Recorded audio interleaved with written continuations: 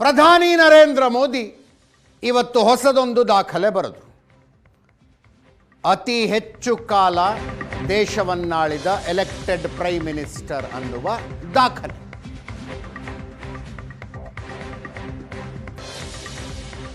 ಸತತವಾಗಿ ಅತಿ ಹೆಚ್ಚು ಕಾಲ ಪ್ರಧಾನಿಯಾದ ದಾಖಲೆ ಪಂಡಿತ್ ಜವಾಹರ್ಲಾಲ್ ನೆಹರು ಹೆಸರಿನಲ್ಲಿತ್ತು. ಅದನ್ನ ಇವತ್ತು ಮೋದಿ ಬ್ರೇಕ್ ಮಾಡಿದ್ರು. 4398 ದಿನಗಳ ದಾಖಲೆ ಇತ್ತು ನೆಹರು ಹೆಸರಿಗೆ. ಇವತ್ತಿಗೆ ಪ್ರಧಾನಿಯಾಗಿ ನರೇಂದ್ರ ಮೋದಿ ಅವರು 4399 ದಿನಗಳನ್ನು ಪೂರೈಸಿದರು.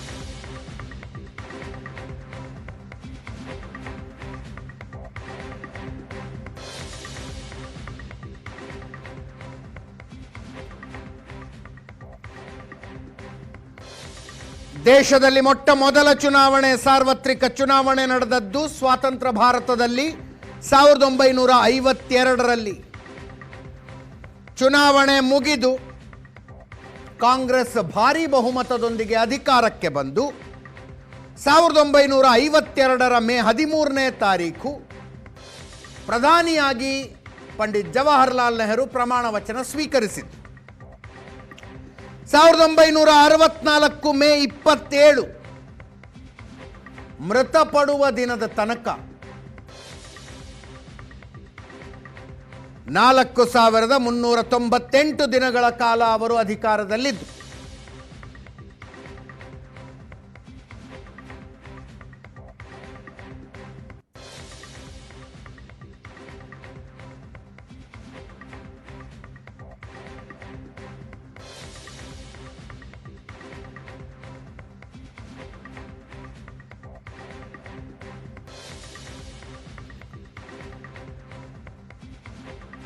ದೇಶಕ್ಕೆ ಸ್ವಾತಂತ್ರ್ಯ ಬಂದ ತಕ್ಷಣ ಪ್ರಧಾನಿಯಾಗಿದ್ರು, ಆದರೆ ಚುನಾಯಿತ ಪ್ರಧಾನಿ ಆಗಿರಲಿಲ್ಲ. ಅವಾಗ ಚುನಾವಣೆಗಳ ನಡೆದಿರಲಿಲ್ಲ. 5 ವರ್ಷಗಳ ನಂತರ ಚುನಾವಣೆ ನಡೆದು ಚುನಾಯಿತ ಪ್ರಧಾನಿಯಾಗಿ ಪಂಡಿತ್ ಜವಾಹರ್ಲಾಲ್ ನೆಹರು ಅಧಿಕಾರ ವಹಿಸಿಕೊಂಡ್ರು. 4398 ದಿನಗಳ ಕಾಲ ಪ್ರಧಾನಿಯಾಗಿದ್ದರು. ಆ ದಾಖಲೆಯನ್ನು ನರೇಂದ್ರ ಮೋದಿ ಬ್ರೇಕ್ ಮಾಡಿದ.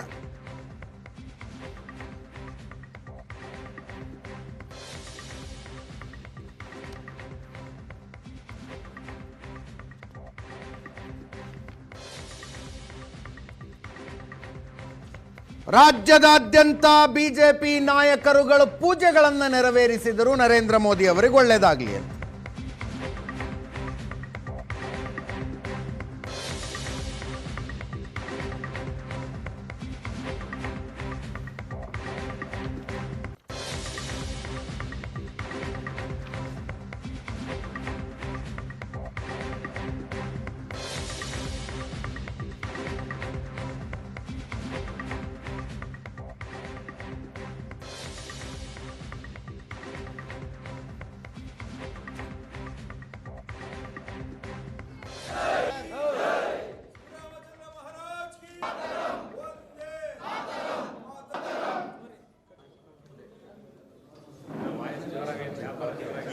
ಅನೇಕ ಹಿರಿಯ ಬಿಜೆಪಿ ನಾಯಕರುಗಳು ಸಂತೋಷ ವ್ಯಕ್ತಪಡಿಸಿದ್ರು, ಶುಭ ಹಾರೈಸಿದ್ರು. ಕೇಳಿದ್ರು.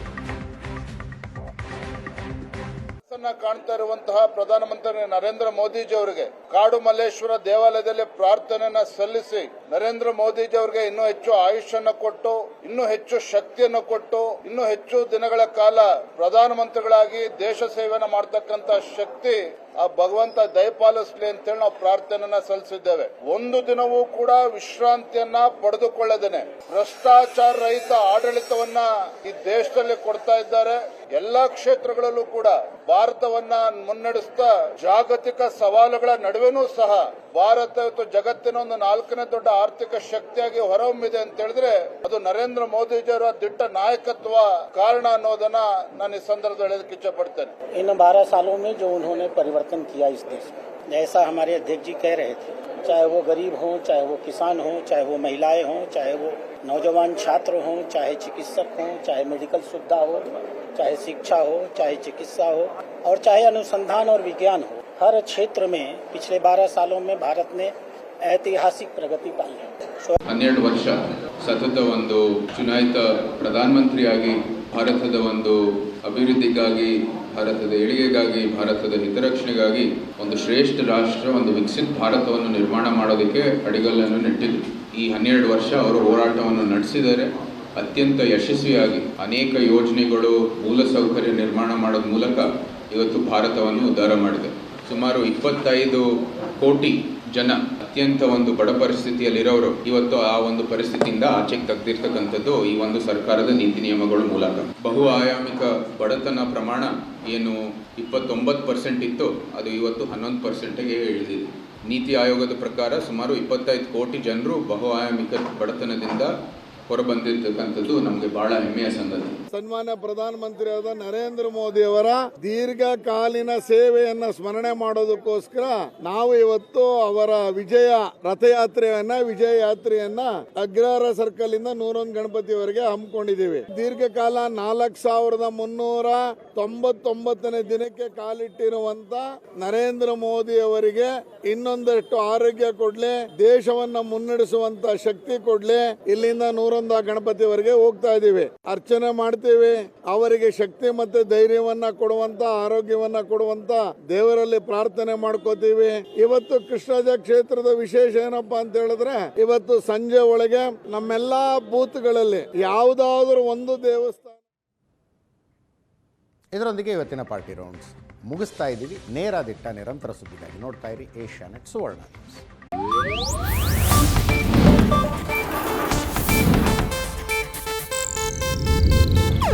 ಇದು ಏಷ್ಯಾನೆಟ್ ನ್ಯೂಸ್ ನೆಟ್ವರ್ಕ್ ಪ್ರಸ್ತುತಿ.